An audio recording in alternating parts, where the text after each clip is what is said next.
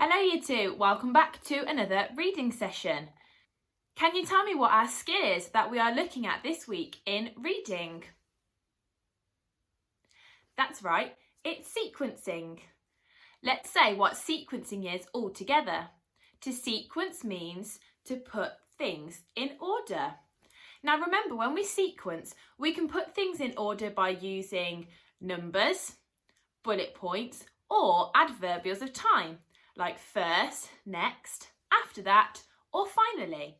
Before we get started, a big well done to anybody that accessed our new Epic Book login. We can see all of the books that you've been exploring and how many different ones you've had a look at. I'm going to add on 2 dojo points for all of those people, one for enjoyment and one for aspiration. Well done. Now you guys have been helping me a lot with those instructions about washing my hands because I definitely did it wrong, but that's because the instructions were out of sequence. Let's have a look at what they should have been. Now these are what the instructions were originally. Put soap on your hands, dry your hands, rub your hands together and then wet your hands with water. But as we saw year 2, that didn't work. It wasn't in the right sequence. So let's have a look at what they should have been now. This looks much better. Wet your hands with water, put soap on your hands, rub your hands together, wash the soap off your hands, and then dry your hands. Notice I've added an extra step in. Wash the soap off your hands. Pause the video now and see if you can think of any adverbials of time that might go at the start of each instruction. That's much better. I can definitely wash my hands properly now. Thanks for your help, year 2. Let's get started then. Don't forget to bring your brains, your reading eyes, your listening ears, and you might need a pencil and a piece of paper. If you haven't got any of those things, go and grab them now. Got them? Let's get started. Now remember, our learning objective for this week is to explore different non-fiction texts. Can you whisper to the person next to you what non-fiction means? That's right, non-fiction are texts that are about real-life things. They're not made-up stories. Before we look back at our instructions, let's make sure that we can read some of the words that are going to be in it. So, let's start from the top, the blue words. Let's see if we can read all of those tricky words. I'm going to say one and then you're going to say it back to me. The first word is your. Your turn. Well done. The next one is of. Your turn. The next word is sure. Your turn. Well done. Then we've got the. Your turn. And the last word is water. Your turn. Well done. Let's say all of the blue words together again. Starting from the beginning, here we go. Your, of, sure, the, water. Well done. Put your finger on your nose if you can see our next word in red. Can you have a go at saying that word before I tell you what it says? You could always try and sound it out if you're not sure. That's right, the word is bubbling. Can you say that? Bubbling. It's quite a fun word to say. But what's the root word in the word bubbling? Pause the video and have a think. That's right, the root word is bubble. Finally, we have the word isn't in green. Can you see it?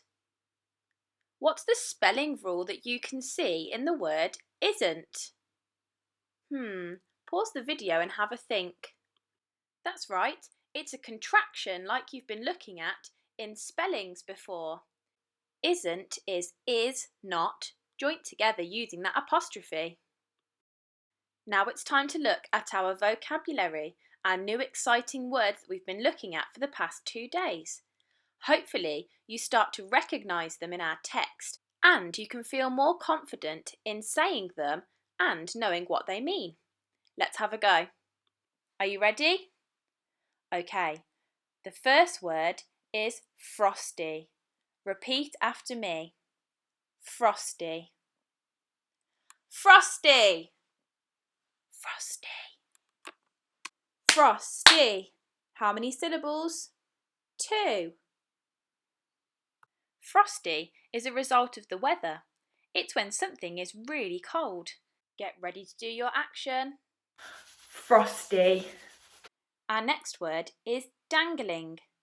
Say it after me. Dangling. Shout it. Dangling. Whisper it. Dangling. How many syllables? Clap it with me. Dangling.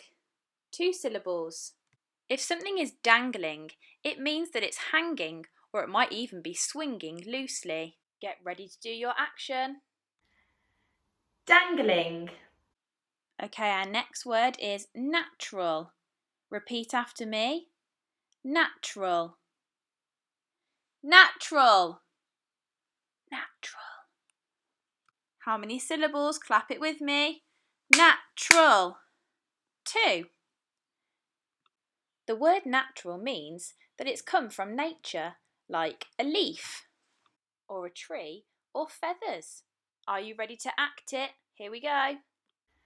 Natural, like the leaves on the trees. Our next word is saucer. Repeat after me. Saucer. Saucer. Saucer. Get those clapping hands ready to see how many syllables. Saucer. 2 syllables. A saucer is a small, shallow dish. Saucer. And our final word is separate. Repeat after me. Separate. Separate. Separate. Clap it with me. Separate. How many syllables did it have, Year 2? Show me with your fingers how many it had. That's right, it had 3 syllables. Separate means to move things apart so that they're not touching. Ready for your action? Separate. Let's have a look at our instructions. See if you can read along with me. In a moment, I'm going to read the instructions and you can listen. You can follow along with your eyes, or if you can follow along with your finger. Make sure you're listening really, really carefully and see if you can hear any of our new exciting words. Okay, are you listening? How to make ice decorations. You will need saucers, kettle, boiled water that has been allowed to cool, natural items like leaves, feathers, berries and grass, string or wool, and a freezer if the weather isn't cold enough. 1. Place your saucers on a flat surface and put the end of your string into the saucer, making sure a long piece is left dangling over the edge. 2. Lay natural items in the saucer over the string. 3. Gently pour in cooled water. Boiling it first helps to remove any bubbles. 4. Put the saucers outside on a frosty night or in the freezer. 5. In the morning, put the saucers in a tub of cold water to separate the ice. 6. Hang them around your garden as decorations. Pause the video now and see if you can have a read through of the instructions on your own or with a grown-up. Now let's have a go at practicing our skill of sequencing. I've got 2 statements here. One says, hang them around your garden as decorations, and the other one says, gently pour in the cooled water. Both of these are directly from the instructions. But which one would I do first? And can I explain why? I decided to look back at the instructions and look to see where they were in the text. I found hang them around your garden as decorations and then gently pour in cold water. I could see that gently pouring cold water was number 3, which comes before. If we think about the statements carefully though, we could have guessed without even looking, because I wouldn't be able to hang them as decorations and then pour in cold water. It wouldn't make sense. I would have to gently pour in cold water in order to make the decorations. Let's have a look at one for you to have a go at. Have a look carefully. One says, place your saucers on a flat surface and put the end of your string in the saucer, making sure a long piece is left dangling over the edge.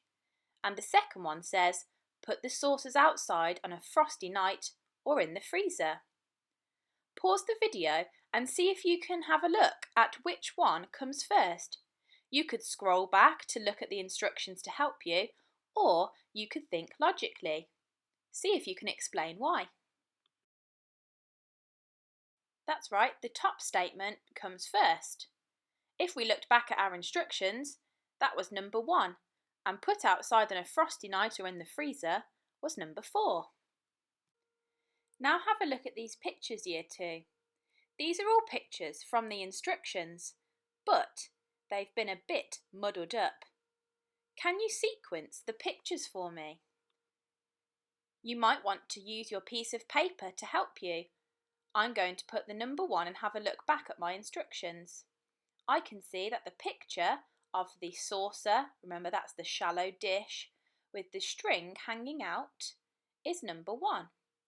You could even add an adverbial of time to go with it. I'm going to add first.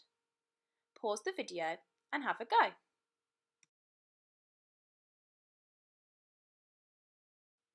All done, Year 2? Well done. Here's your check. From 1 to 6. Did you manage to sequence them correctly? If you use the instructions, I'm sure you will have been absolutely fine. Now it's your turn, Year 2. You are going to have a go at making your own ice decorations, but you've got to follow those instructions really carefully. Chili 1, you're going to use the pictures to help you make your ice decoration. Chili 2, you're going to read the instructions carefully to create your ice decorations. And if you're feeling like you want to challenge yourself, Chili 3 is after you've created your ice decorations, suggest a way that they can be improved. I can't wait to see all of the ice decorations that you make. Don't forget to send in a picture to our Year 2 email address. I would love to see the ice decorations that you create. Thanks for joining me, Year 2. I hope you enjoyed that. Now, let's carry on reading Me and Mr. P, Maya's Storm. I wonder what will happen today. Chapter 7, One Day at a Time. Granny Ann and Maya walked back to the house in silence. They were too cold to talk. As soon as they were inside, they stripped off their wet clothes and Gran fetched a couple of old sweaters, all bobbly and full of holes, and gave one to Maya before pulling one over her own head. They stood in the kitchen. "Now what was I going to do?" said Gran. "Emergency hot chocolate," said Maya. "That's what you said." "Oh yes." Gran stood with her hands on the kitchen top and stared at them. Maya waited. It was as if Gran couldn't work out where to start. "Shall I get the milk?" asked Maya. "Milk, yes, thank you." Gran got the mugs and chocolate down from the cupboard while Maya poured milk into a saucepan. They watched the milk carefully as it heated up, then poured it into the mugs. Gran took a gulp. "That's better," she said, sitting down at the table with a new packet of biscuits. Maya pulled up her knees under the sweater and felt the warmth of the chocolate in her tummy. "Have you still got your marbles?" Maya asked. "We haven't played for ages." "Of course I have," said Gran. "They're in the games chest next door where they always live." "Dad said he thought you'd lost them, that's all." Granny Ann tapped her fingertips together. "Is that what he said?" Those very words that I'd lost my marbles. Something like that, said Maya. Gran gulped down the last of her chocolate and banged the mug down on the table. I'm afraid your dad isn't talking about those glass marbles next door, she said. When you say that someone is losing their marbles, it means that they're a bit forgetful or that their brain isn't working very well. It's not polite. Maya felt stupid and embarrassed and angry with Dad. I'm sorry, she stuttered. I didn't mean... Don't worry, said Gran. You can tell your dad that I've got plenty of marbles left. It'll take a little while longer before I lose them all. It'll take forever, said Maya. Let's hope so. Gran picked up Maya's envelope. You left this here yesterday. Oh, yes, it's the invitation for your party. I wanted to show it to you to make sure it was okay. I didn't know I was having a party, said Gran. How lovely. Said Maya. Ha ha, very funny. Gran wasn't laughing. Maya fetched Gran's calendar off the wall and pointed to a square decorated with balloons. 23rd of August, Gran's beach party. 23rd of August? Well, that's my birthday, said Gran. Well, exactly. So that's why we're having a party, remember? Gran rubbed her eyes, then read each line of the invitation aloud. It's a beautiful invitation, Maya. Thank you. I'll look forward to it. Maya hung the calendar back on the wall. Gran tapped her fingers together. Do you know if we're having a party down on the beach? Perhaps we could invite Mr. P. He'll add a bit of excitement. Bang! Gran's door flew open and Mr. P stood in the doorway. Oh my goodness! Cried Maya, leaping to her feet. What are you doing here? Quick, get inside before someone sees you. She stood back and ushered him in through the door. How did you find us? He must have heard us talking about him, said Gran. He'd have to have pretty good hearing for that. Mr. P stuck his nose in the air and sniffed. Or perhaps he has good smell, said Gran. I think he's just nosy. Mr. P sniffed some more. He sniffed across the table, then stuck his nose into Maya's empty mug of chocolate. There was a strange bubbling sound, as if he was trying to suck all the dregs out of the bottom.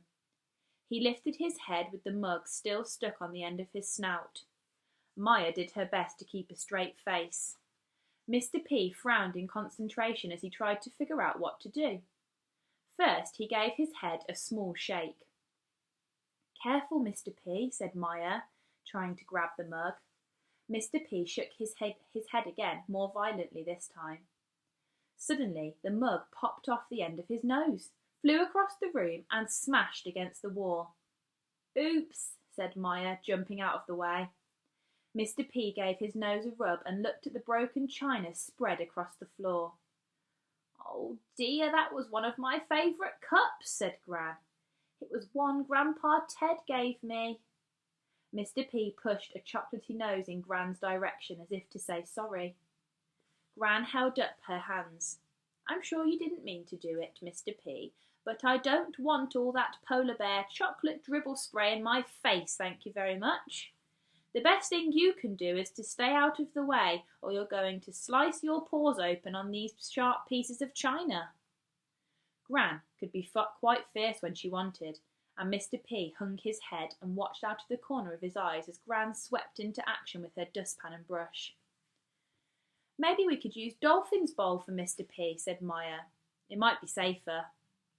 Dolphin's bowl, said Gran, looking up from examining the floor to make sure she hadn't missed any splinters of china. But Dolphin is dead. Sorry, said Maya awkwardly. I thought you still had his bowl and then we could give it to Mr. P to use for food and drink, to save anything else getting broken. Oh, I see what you mean. Yes, good idea. You'll probably find it in the garage. Gran waved her hand towards the garage door and Maya went to search. Maya felt bad. She shouldn't have mentioned Dolphin. Dolphin was Gran's old dog. He died last year and Gran had been sadder than sad. Mum reckoned that Gran hadn't been the same since Dolphin had gone. "It hits you hard losing a dog when you're that age," she said. Mum worried a lot like that. Maya looked around. How was she supposed to find Dolphin's bowl amongst all this clutter? The garage had been Grandpa Ted's workshop, and Gran hadn't touched a thing since he died. Maya had never met Grandpa Ted, but Gran's house was full of photos, and Maya knew everything about him. In the middle of the garage, covering half the floor, was Grandpa Ted's hang glider. It was all in bits and was more dust and cobwebs than anything else. Gran was trying to persuade Max to fix it up so that she could have a go, but Max was busy at work, and Dad said no way was Gran going hand gliding. The door creaked on its hinges and Mr. P's large head appeared. "Careful in here," said Maya. Mr. P gave the hang glider a quick inspection, then edged his way past. He paused and sniffed, then went straight to a cupboard and flicked it open. "You found it," said Maya. "How did you do that?" Mr. P tapped his nose a couple of times with his paw. Maya picked up the bowl and laughed. "Looks like dinner's waiting for you." She tipped it towards the bear so that he could see the dead spider lying in the bottom. Mr. P grabbed the bowl between his teeth and hurled it across the garage like a frisbee, then ran for the door. "What is going on in there?" called Gran. "Tell that polar bear to be careful amongst all Ted's things." "It's okay," said Maya, poking her head round the door. "I don't think polar bears like spiders, that's all." Maya washed out Dolphin's bowl and put it on the floor. Mr. P licked at the empty bowl and gave Maya a hopeful look. "I suppose he might be hungry," said Maya. "Well, there's plenty of fish in the sea," said Gran. "Maybe catching them is a problem. Polar bears hunt from the ice, don't they? They don't just swim along like a shark. They wait on the ice and then they pounce." "Oh," said Gran. "Well, you know more about it than I do. I'll have to look into it." Gran nodded thoughtfully at the bear. Then she picked up Maya's invitation again. "Are we having a party?" she asked. Maya and Mr. P sat down and looked at her. "Gran, stop it. You know we're having a party. We've just been talking about it." "Have we? I thought we'd been talking about polar bears. You can't expect me to remember everything, you know. I lead a busy life. Now get me my calendar." Maya showed Gran the box with the balloons. Again. 23rd of August, said Gran. "Isn't that my birthday?" "Yes, Gran," said Maya, as patiently as she could. "It is." "Well, as long as it's written on here, I won't forget it, will I?" said Gran firmly. "As long as you remember to look at your calendar," Maya mumbled. The clock on Gran's wall showed it was nearly lunchtime. "I'd better go," said Maya. "I'll take Mr. P back to the cave before I head home." "I think I'd like to keep him here," said Gran. Maya sighed.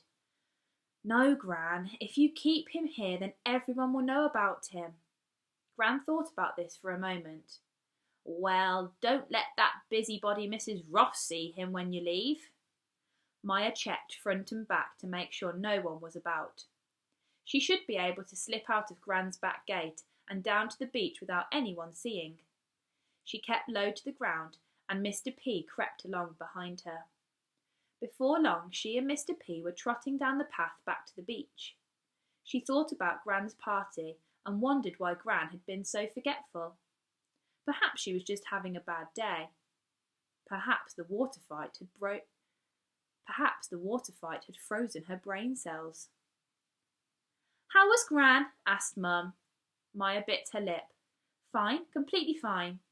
"Not too forgetful?" "No." "Not doing anything funny?" "Well, we did have a water fight. That was quite funny." "You will tell us, Maya, if you notice anything." Don't worry, I will.